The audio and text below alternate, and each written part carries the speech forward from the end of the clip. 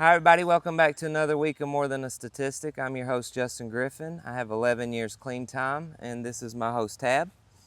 And I just had 4 years clean this past Tuesday, so I'm Round of thankful for that. applause. I'd like to start off by saying it's Mother's Day weekend.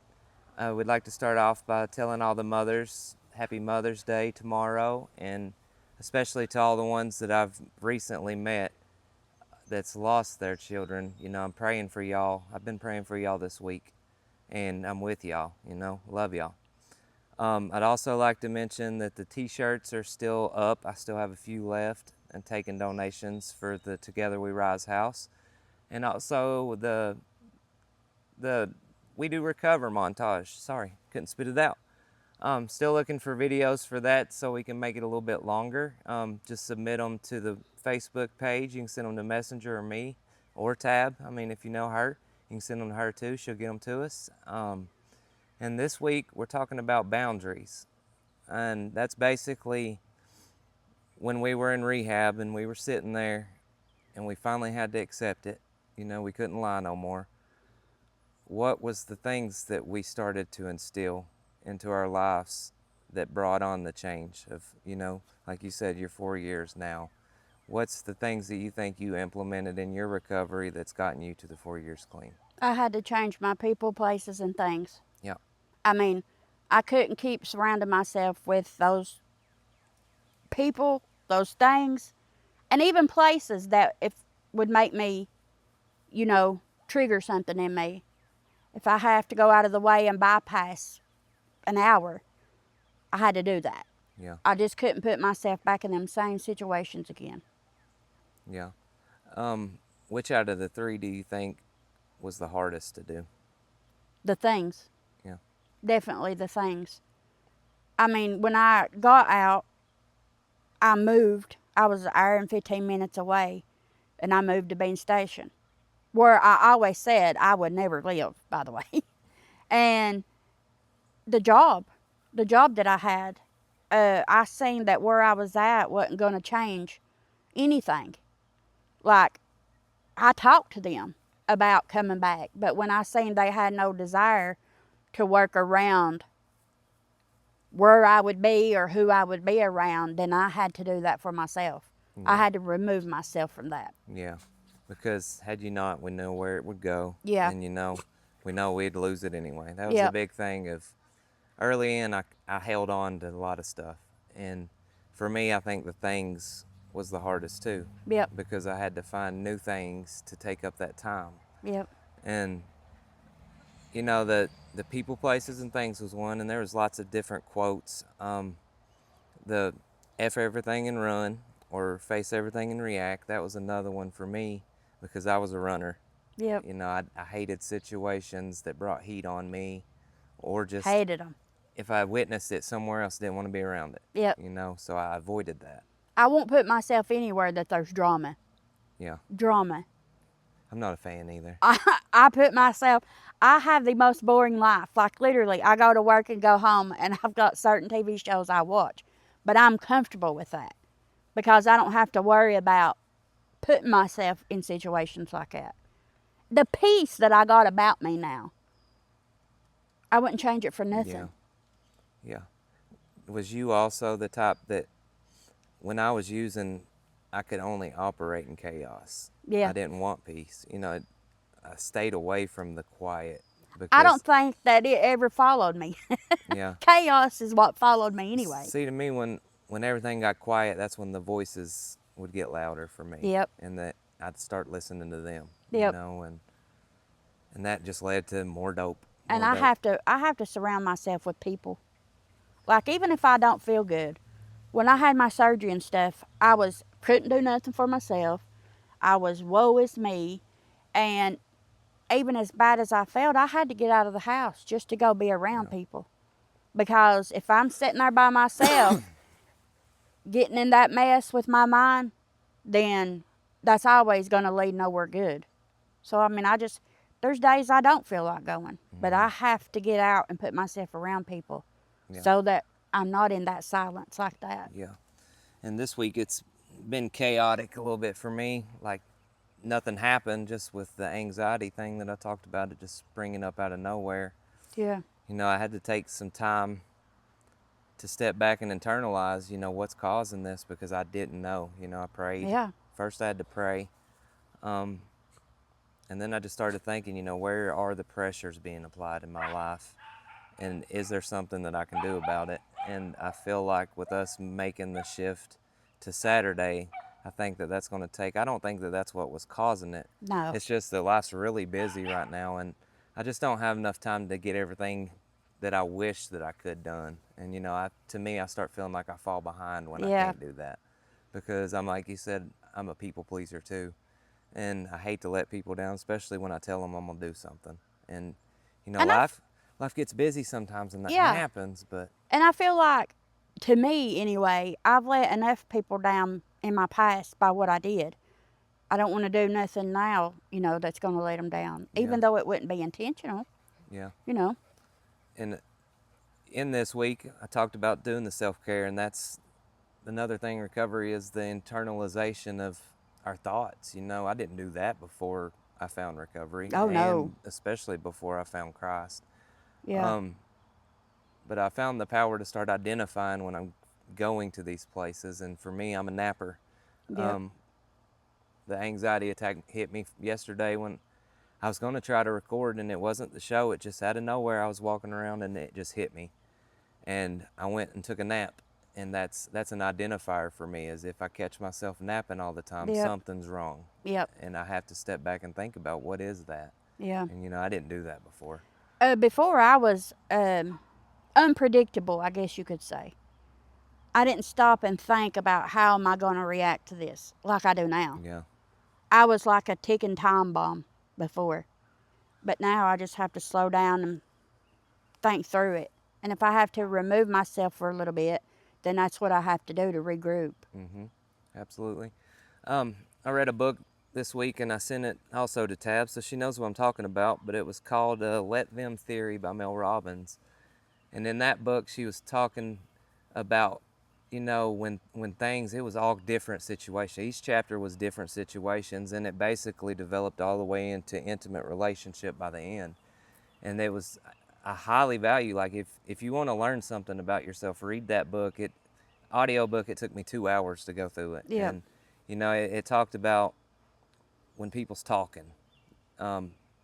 Instead of me, it gave an example. Here's the example it gave. It said that a woman was on Facebook, and she seen a group photo of some women on a trip, and she felt intrigued, so she clicked on it, only to realize that it was her friend group.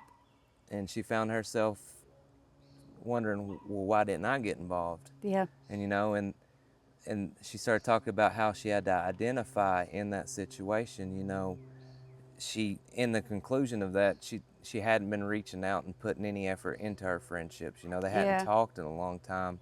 And then she had to internalize, you know, why did I feel this way? Why did I feel left out?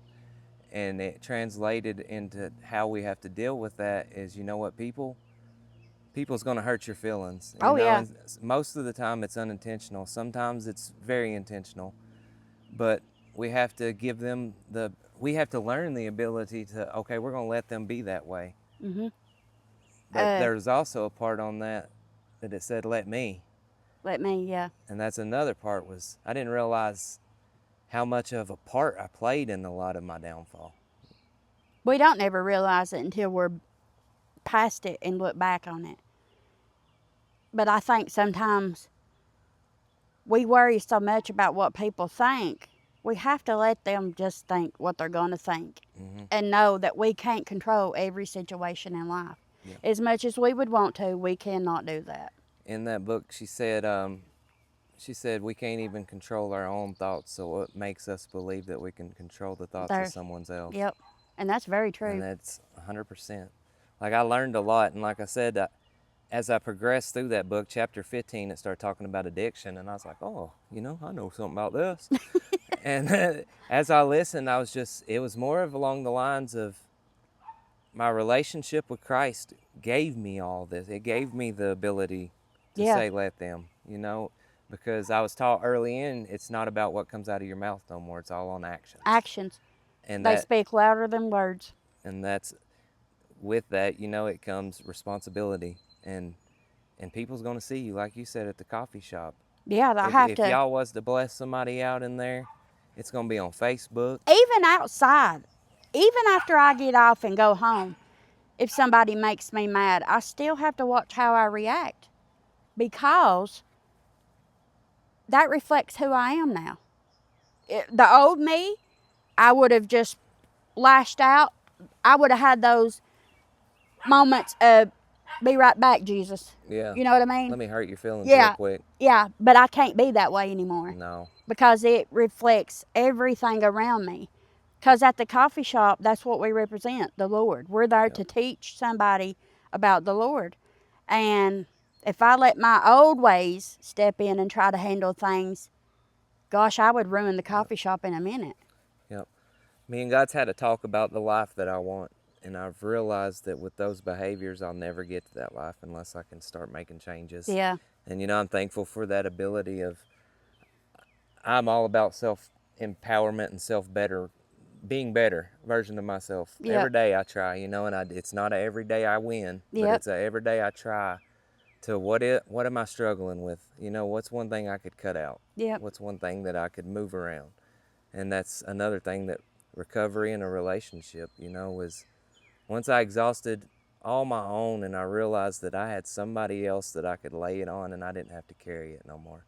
That's Yeah. kind of where, And that's what you can do with him. that's where the healing come in with me, you know, and that's led to a lot of unlocked doors. It got me an opportunity to meet my dad and for me to come up with my own understanding of what happened. Yeah. And, you know, that's stuff that God probably would have never given to me unless, you know, he trusted me with the little things. And You got to start little. and that's what it, and eventually I put it on Facebook the other day. Thank you for trusting me with a lot, because I didn't see it until this year. And when 'Cause I I look mean, around and, Yeah. you know, people message us all the time. Like I get messages weekly talking about what you're doing's helping, and it's not what I'm doing. This is what God's doing, because this is not.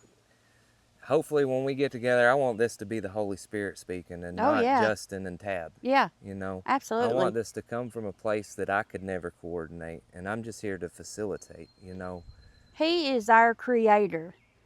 What makes us think that we're doing this on our own? You know, whatever little bit that he trusts us with, he already knows the outcome Yeah. of it. You know, I've said for years, he knew every road I was going to take in my life, but he knew that was going to lead back to him. Yep. And I'm thankful. At church Wednesday night, the preacher preached about the lost. He said, if you were ashamed or there was something holding you back, he said it's as simple as all you got to do is go to the door and knock, and he is standing on the other side. And I'm like, gosh, that's so true. Yeah. Look at everything around you. He created that. Yeah, And look at that. how many times have we tried to do things in our life and succeed? I mean, Not as many as we like to think we do. no, it No. just don't work without You him. know, my ways led to exhaustion of my ways, and Yes. you know, and that's where, when you get there, that's when the power begins. I would say is, like I said, it's not what can I do anymore, but ever since it's God, what will you have me do? And Yeah. I'm a big time prayer right now of, God, give me the knowledge for your wisdom and the clarity to not only seek you for miracles. Yeah. I want clarity, and that's, you know, that's with reading the Bible and all that stuff. I want to get more clarity on what God has already spoken, because if I know, hey, he's already talked about this, I'm not waiting until I need that miracle to go back to him Yeah. again. You know, Absolutely. and that's been a big part of my growth. My preacher, he preached not too long ago about jumping off the diving board, and that's where I kind of felt like for a while Oh, yeah. I was there. You know, I jumped, but felt Yeah. like we've been doing this ever since. Yeah. But you know, I'm starting to feel a second whim, and like I said, life's about to slow down for at least 2 months until the next baseball season starts, and then I'll be on here complaining to y'all again. I'm just thankful that he's brought me this far, that I'm able to sit here and do this, Amen. that I'm able to have days that I struggle. Yeah, that he could use two people that You Because know? he could have easily took both of us out of here, you know, no question asked. Yep. But he left us here for a reason. Yep. So, I agree. I shared that post the other day. It said the weirdest part of my recovery is when somebody else come to me and asked me for help. And it said me, yes. the person that couldn't take care of Yep. themselves for over a decade. Yep. You know, and that's what it's about. That's why Absolutely. she drives an hour to get here. That's why Yeah. every other week I'm making the effort and I'm gonna go to hers, because we're gonna make this thing work, because you know it works. Yes. And I'm a firm believer in that. And I don't think God set this up for us to fail. No. And it's, like I said, it's never looking for fame and fortune. It's all about just the one. Just that You one. know, if we can help one of y'all. Once again, I'd like to say Happy Mother's Day to all of you mothers, and we'll be praying for y'all especially.